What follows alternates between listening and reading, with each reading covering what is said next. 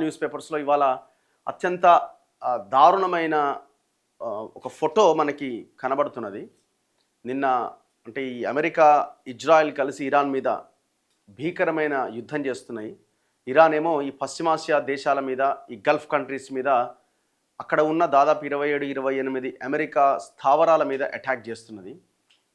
So ఈ దాడిలో దాదాపు 165 మంది పిల్లలున్న ఒక స్కూల్ మీద ఒక మిసైల్ని ప్రయోగించిందట ఇరాన్లో.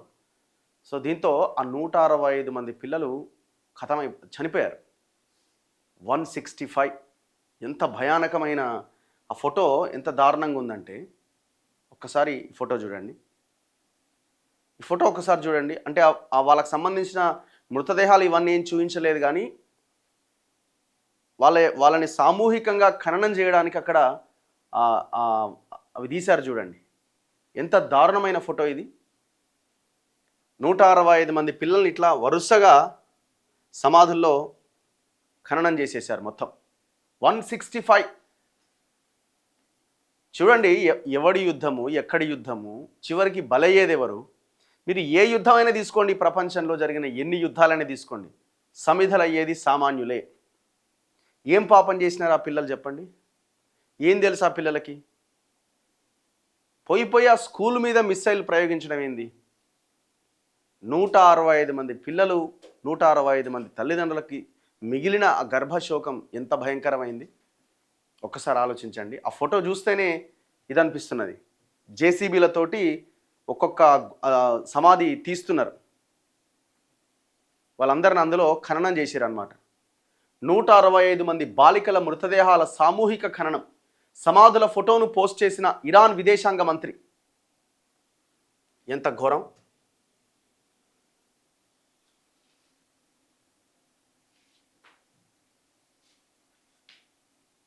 ఇరాన్, ఇజ్రాయెల్, అమెరికా మధ్య జరుగుతున్న యుద్ధంలో సామాన్యులు సమిధలుగా మారుతున్నారు.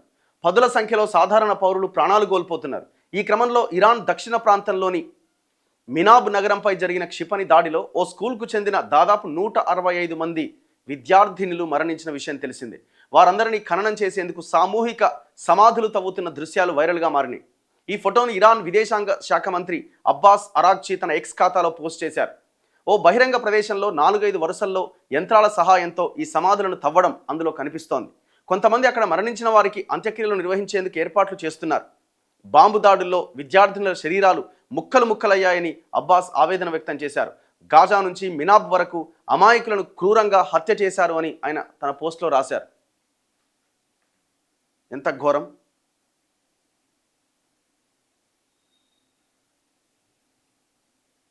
ఇక్కడ చూడండి, ఇరాన్ కొత్త సుప్రీం లీడర్ను ఎన్నుకునే అసెంబ్లీ ఆఫ్ ఎక్స్పర్ట్స్ కమిటీ భవనం అటది. అంటే ఖమేనీ చనిపోయిన తర్వాత కొత్త లీడర్ని ఎన్నుకోవాలి. సో ఆ ఎన్నుకునే భవనం అక్కడ అందరు సమావేశం అవుతారనమాట. మంగళవారం ఇజ్రాయెల్ దాన్ని కూల్చేసిందట. ఆ సమయంలో ఎక్స్పర్ట్ కమిటీ సభ్యులు కొందరు చనిపోయి ఉండొచ్చన్న ప్రచారం కూడా జరిగింది. వీళ్ళు దగ్గుతలేరు, వాళ్ళు దగ్గుతలేరు, మేము వెనక్కి తగ్గే అవకాశమే లేదు, ఇరాన్ వాళ్ళు కూర్చున్నారు. ఎంత వరదాకైతే అంత వరదాకని.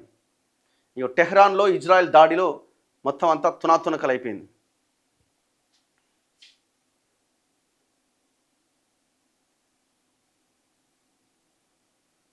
హోర్మోజ్ జలసంధిని మూసేసిరట. ఆ దారిన వెళ్లే నౌకలన్నీ పేల్చేస్తాం. ఐఆర్జీసీ జనరల్ ఇబ్రహీం జబ్బారీ హెచ్చరిక.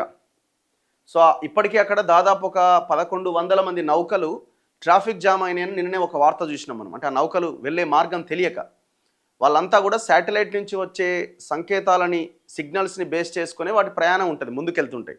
సో ఆ శాటిలైట్ సిగ్నల్స్ సరిగ్గా పనిచేయకపోవడంతో మొత్తం అక్కడ దాదాపు 1000కి పైగా నౌకల ఆ హోర్ముజ్ జలసంధిలో మొత్తం జామ్ అయిపోయి ఉన్నాయి, ముందుకు కదలట్లేదు అన్న వార్త నిన్న మనం చూసినాం. సో ఇప్పుడు ఆ దారి మొత్తాన్ని మూసేసినారు. ఇప్పుడు ఆ దారి గుండా వెళ్ళే నౌకల ద్వారా దాదాపు ప్రపంచం 20% చమురు నిల్వలను ఆయా దేశాల నుంచి తీసుకుంటున్నది. సో ఇప్పుడు దాదాపు చమురు బ్యారెల్ ధర $80 చేరుకున్నది. ఇప్పుడు అది 100-200 దాకా పోయే అవకాశం ఉందని అంటున్నారు. మన దేశం ఇరాన్ నుంచి దిగుమతి చేసుకునేది కొంత తక్కువైనప్పటికీ ఇరాన్ అండ్ గల్ఫ్ దేశాల నుంచి ఖచ్చితంగా మన దేశం మీద కూడా రాబోయే రోజుల్లో ప్రభావం ఉండే అవకాశాలు ఎక్కువగా కనబడుతున్నాయి. ప్రపంచ చమురు రవాణాకు అత్యంత కీలకమైన హోర్ముజ్ జలసంధిని మూసేస్తున్నట్టు ఇరాన్ ప్రకటించింది. ఆ దారిలో వచ్చే ఏ నౌకపై అయినా కాల్పులు జరుపుతామని Islamic Revolutionary Guard Corps senior అధికారి తెలిపినట్లు రాయిటర్స్ వార్తా సంస్థ ఒక కథనంలో పేర్కొంది. అంతేకాదు, యుద్ధంలో భాగంగా మన దేశంలోని ముఖ్య కేంద్రాలు లక్ష్యంగా చేసుకుని దాడులు చేస్తే పశ్చిమాసియాలోని అన్ని ఆర్థిక కేంద్రాలు సర్వనాశనం చేస్తామని ఆయన హెచ్చరించారు. ఇప్పటికే హోర్ముజ్ జలసంధిని మూసేయడం వల్ల చమురు ధర బ్యారెల్ $80లకు చేరుకుంది. త్వరలోనే క్రూడాయిల్ ధర బ్యారెల్ $200లకు చేరుతుందని జబ్బారీ పేర్కొన్నట్లు అల్ జజీరా సంస్థ తన కథనంలో వెల్లడించింది. పర్షియన్ గల్ఫ్ను ఒమన్ గల్ఫ్ను కలుపుతూ 33 కిలోమీటర్ల వెడల్పున ఉండే ఈ హోర్ముజ్ జలసంధిని స్ట్రాటజిక్ చౌక్ పాయింట్గా వ్యవహరిస్తారు. ఎందుకంటే ఈ జలసంధిని మూసేస్తే ప్రపంచ చమురు రవాణాలో 20% ఆగిపోతుంది. 20% షార్టేజ్ అయిపోద్ది అనమాట. భారతదేశం తన చమురు అవసరాల్లో దాదాపుగా 40 నుంచి 55% మేర గల్ఫ్ దేశాల నుంచి దిగుమతి చేసుకుంటుంది. ఇరాన్ నుంచి తగ్గించిన మిగతాది అమెరికా ఒత్తిడితో గతంలో గల్ఫ్ కంట్రీస్ నుంచి ఎక్కువగా దిగుమతి చేసుకుంటుందట.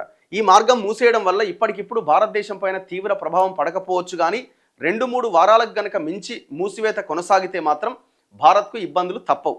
అందుకే కేంద్రం ఇప్పటికీ అప్రమత్తమై ప్రత్యామ్నాయాలపైన దృష్టి పెట్టింది. రష్యా, అమెరికాతో పాటు కొన్ని ఆఫ్రికా దేశాల నుంచి చమురు దిగుమతి చేసుకునే ప్రయత్నాలు ప్రారంభించింది. ఈ ఇజ్రాయెల్ ఏమంటుందంటే, మేము ఇట్లనే ఊరుకుని ఉంటే ఇరాను అణుబాంబు తయారు చేసేది, అణుబాంబు ఎవరి మీదైనా ప్రయోగించేది, ప్రపంచం అంతా నాశనం అయ్యేది అన్ని, అందుకే మేము యుద్ధం చేస్తున్నామని ఇజ్రాయెల్ చెప్తున్నది.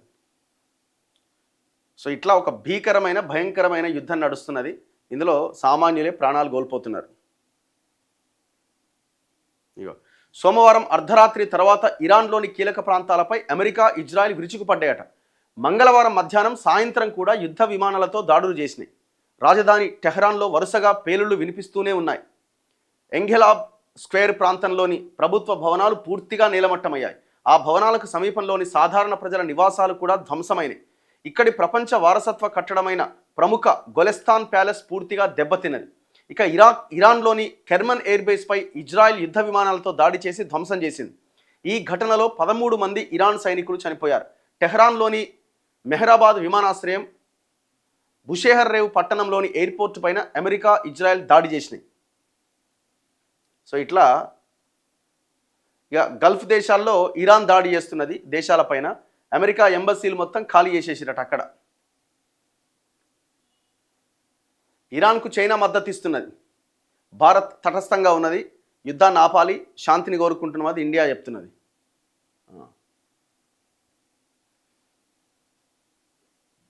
సో ఇట్లా ఈ వార్ కంటిన్యూ అవుతున్నది. ఈ ఫోటోని అతి భయంకరమైన ఫోటోగా మనకు కనబడుతున్నది. 165 మంది పిల్లల సమాధులని ఒకేసారి తీసి అక్కడే సామూహిక ఖననం చేస్తున్నారు. ఎంత దారుణం చూడండి.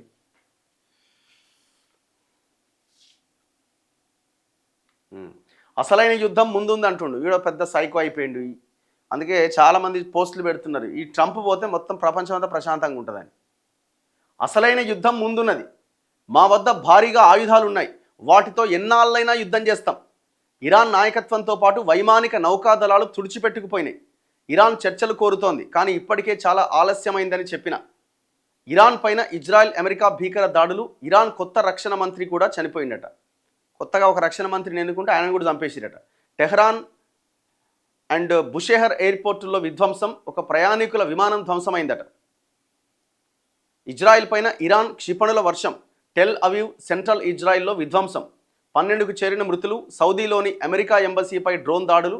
గల్ఫ్ దేశాల్లోని ఎంబసీలు మూసేస్తున్న అమెరికా స్వదేశానికి సిబ్బందిని తరలించిరట. ఇరాన్ సార్వభౌమత్వాన్ని కాపాడుకునేందుకు మద్దతిస్తాం, చైనా విదేశాంగ మంత్రి ప్రకటించిండు. దగ్గరలోనే భారీ శబ్దం వచ్చింది, చాలా భయపడ్డా, క్షేమంగా తిరిగి వచ్చా పివి సింధు. ఆమె ఆ సమయానికి అక్కడే గల్ఫ్ కంట్రీస్లో దుబాయ్లోనే ఎక్కడ ఉన్నది. సో ఆమె పక్కనే ఒక బాంబు పడ్డదట. మొత్తానికి వాళ్ళంతా క్షేమంగా తిరిగి వచ్చారట.